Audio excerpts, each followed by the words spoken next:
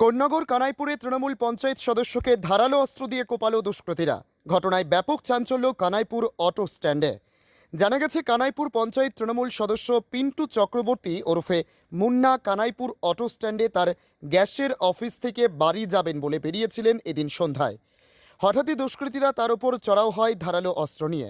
ঘটনায় হতচকিত হয়ে যায় ঘটনার প্রত্যক্ষদর্শীরা। পাশেই কানাইপুর হাসপাতালে নিয়ে যাওয়া হয় তাকে। সেখান থেকে কলকাতায় পাঠানো হয়। খবর পেয়ে প্রথমে কানাইপুর ফাঁড়ি পুলিশ, উত্তরপাড়া থানা থেকে পুলিশ, বিশাল পুলিশ বাহিনী ঘটনাস্থলে হাজির হয়।